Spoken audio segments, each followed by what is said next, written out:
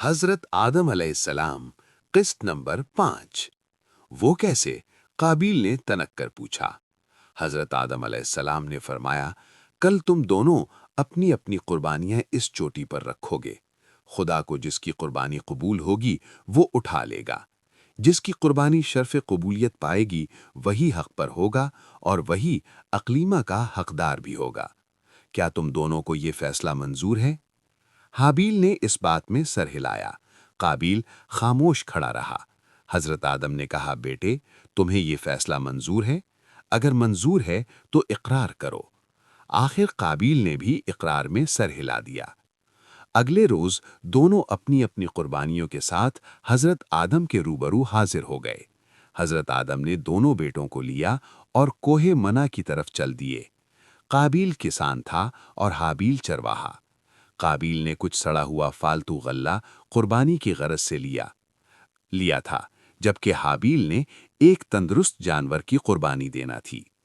کوہ منع پر پہنچ کر حضرت آدم نے دونوں قربانیاں اپنے دست مبارک سے ایک مخصوص مقام پر رکھ دیں، پھر ہاتھ اٹھا کر دعا کی کہ دونوں میں سے جس بھائی کی قربانی خدا کو قبول ہو، اس قربانی کو ایک آگ نمودار ہو کر جلا جائے۔ آدم علیہ السلام کی دعا قبول ہوئی، پہاڑ کے غار سے سرخ رنگ کی آگ برآمد ہوئی اور منع کی چوٹی کو چھو کر واپس چلی گئی۔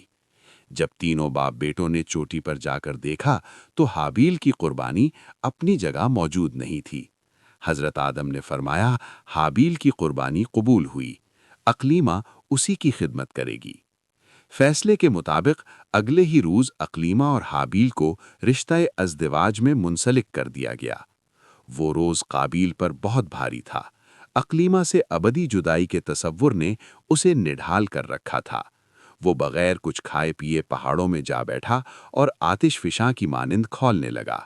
جوں ہی اقلیمہ کے ساتھ حابیل کا تصور اس کے ذہن میں آتا، اس کی آنکھیں خون کی طرح سرخ ہو جاتیں اور وہ پتھروں پر سکتے برسانے لگتا۔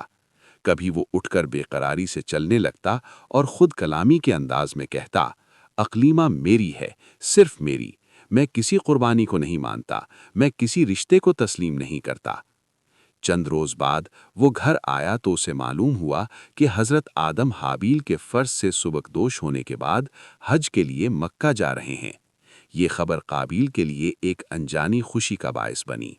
وہ دل ہی دل میں یہ تمنا کرنے لگا کہ حضرت آدم جلد سے جلد روانہ ہو جائیں۔ آخر وہ دن بھی آ گیا جب آدم اپنے بال بچوں کو الوداع کہہ کر مکہ کی طرف روانہ ہوئے۔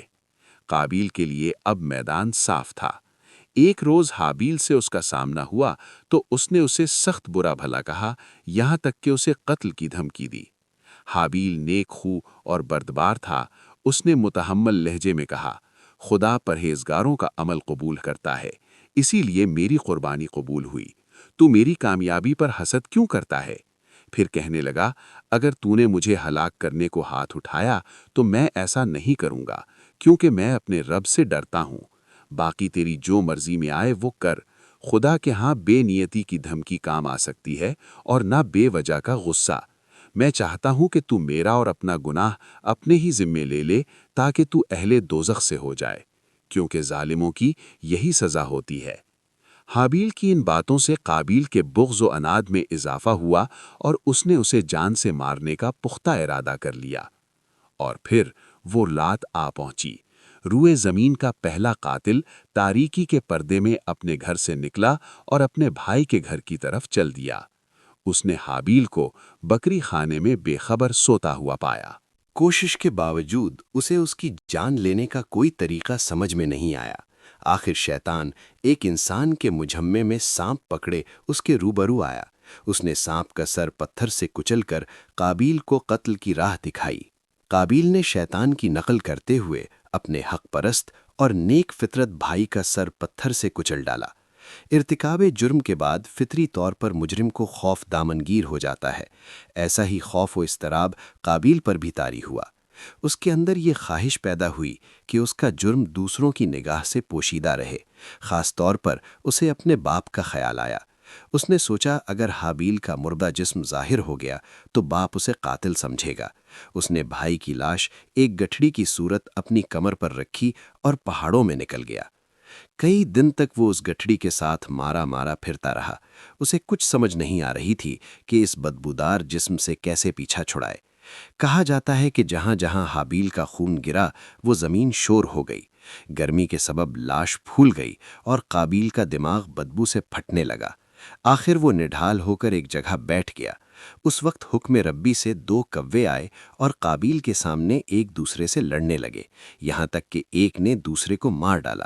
بعد ازاں زندہ بچ رہنے والے نے اپنی چونچ سے زمین میں ایک گڑھا کھودا اور مردہ ساتھی کا جسم اس میں رکھ کر اوپر مٹی ڈال دی۔ کوے کا یہ عمل دیکھتے ہی قابیل کی عقل میں آ گیا کہ وہ بھائی کی لاش کیسے دفن کرے۔ اس نے بڑے تاسف سے کہا، افسوس میری حالت پر، کیا میں اس سے بھی گیا گزرا ہوا کہ اس کوے ہی کے برابر ہوتا اور اپنے بھائی کی لاش کو چھپا دیتا۔ ایک ادنا پرندے کے ذریعے لاش دفنانے کا طریقہ بتا کر اللہ تعالیٰ نے قابیل پر یہ واضح کیا کہ اس کی عقل کتنی محدود ہے۔ قابیل کو اپنی کم فہمی پر شرمندہ ہونا پڑا، تاہم لاش دفنانے کے بعد وہ واپس گھر روانہ ہوا۔ حابیل کی گمشدگی سے سب پریشان تھے، خاص طور پر اس کی منقوہہ اقلیمہ۔ وہ اسے تلاش کرتے کرتے تھک چکی تھی۔ قابیل جانتا تھا اب اس کا یہاں رہنا ٹھیک نہیں۔ اس نے اپنی بہنوں میں سے ایک کو ساتھ لیا اور راتوں رات مین کی طرف روانہ ہو گیا۔ خوا کے تمام لڑکے اور لڑکیاں ایک دوسرے کے بھائی بہن تھے، مگر نسل انسانی کی افزائش کے لیے ضروری تھا کہ ان کی شادیاں کی جاتیں، لہٰذا اس مخصوص دور میں بھائی بہن کی شادی حکم ربی کے عین مطابق تھی۔ یہ روایت ہے کہ جب قابیل میں حابیل کو قتل کیا تو اس قتل کے سبب ہر طرف تاریکی پھیل گئی۔ فضاؤں میں ایک عجیب طرح کی اداسی نے ڈیرے ڈال لیے۔ جب حضرت آدم مکے سے واپس آئے تو قابیل و حابیل کو غائب اور لواحقین کو سخت پریشان پایا۔ انہیں معلوم ہوا کہ ان کی مکے روانگی کے چند ہی روز بعد حابیل قابیل دونوں غائب ہو گئے تھے۔ پھر کچھ روز بعد قابیل اکیلا واپس آیا، لیکن راتوں رات اپنی بہن کو لے کر واپس چلا گیا۔ اس وقت سے حابیل و قابیل کا کچھ پتہ نہیں۔ ان اطلاعات نے حضرت آدم کو سخت مضطرب کر دیا۔ انہیں نافرمان قابیل کی تو اتنی فکر نہیں تھی، مگر حابیل کی گمشدگی نے انہیں بے حد ملول کیا۔ وہ روز حابیل کو تلاش کرنے پہاڑوں میں نکل جاتے، لیکن شام کو ناکام واپس لوٹتے۔ اپنی معصوم اور بیوہ بیٹی اقلیمہ کی حالت ان سے دیکھی نہ جاتی تھی۔ اس نے حابیل کے غم میں اپنا حال خستہ کر لیا تھا۔ آخر ایک روز صبح کے وقت حضرت آدم نے ایک خواب دیکھا۔ حابیل الغیاثا الغیاثا یعنی اے پدر پکار رہا تھا۔ حضرت آدم نیند سے بیدار ہوئے اور زار و قطار رونے لگے۔ اس وقت جبرائیل آسمانوں سے اترے اور انہوں نے آدم کو حابیل پر گزرنے والے حادثے سے باخبر کیا۔ آدم کا کلیجہ غم سے شق ہو گیا۔ وہ تا دیر روتے رہے، پھر فرمانے لگے، قابیل سے ہم بیزار ہوئے۔ حضرت جبرائیل علیہ السلام نے کہا، اے آدم، گریہ زاری مت کر، خدا تعالیٰ بھی اس سے بہت بیزار ہے۔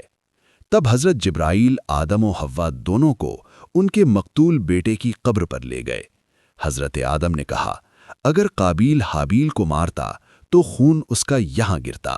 جبرائیل نے آدم کو بتایا، اس کا لہو زمین نے کھینچ لیا ہے۔